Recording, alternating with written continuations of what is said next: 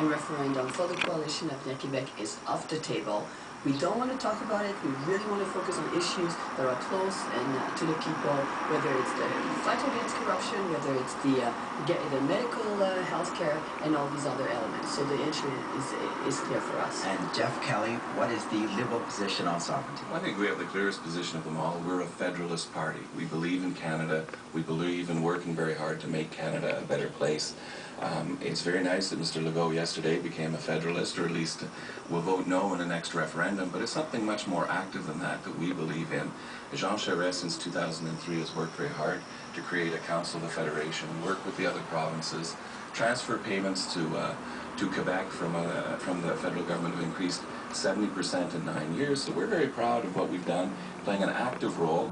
One area I know quite well is Native Affairs, and the Council of Federation has worked with the 5 national organizations representing Native groups on questions dealing with First Nations education, dealing with economic development, dealing with violence done to women. So Mr. Charest's leadership is a very active thing within Canada. It's not, we can't talk about it for 10 years. Federalism is an ongoing process, and I think Mr. Charest has proven his leadership time and time again. In a couple of minutes, we'll move on to language policy, and I do want to invite all of you to kind of come in on these questions now that everyone's had something to say to start off with.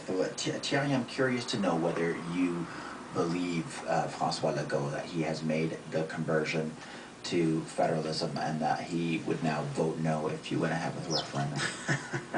Well, I'll take his word. If he said he will vote no, I'm sad about it. But isn't that quite a blow to you in the Parti Québécois? Because he was such a senior minister, and he's basically saying, you know what, no. But you know what happened? And he said it clearly when he was there. One of his main points is that the Quebec is ingouvernable,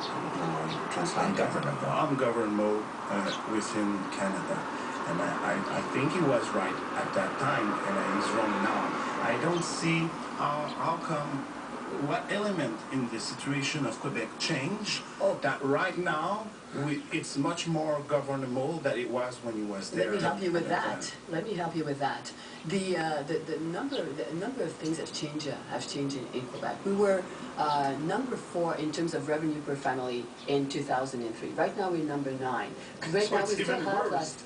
so it's still more ungovernable. So it's not more ungovernable. We need to focus on the things we control in Quebec, and what François Legault realized within the PQ is that he was not able to bring forward the changes that would need to happen because all the questions are subordinate to the question of sovereignty. And there's no change that you can really bring forward because of the question of the sovereignty. So let's leave the question aside. We made the economy the focus of our campaign. We believe we have to talk about jobs.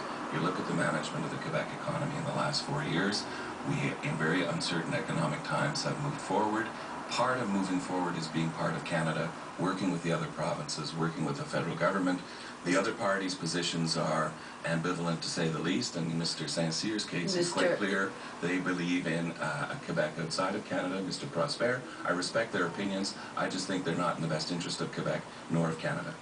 Okay, it's 21 minutes past 7 o'clock, and I want to make some time for language questions, very important as well. For people listening, before we do that, we need to check on the Montreal traffic and public transit. Here's Jennifer. There's roadwork all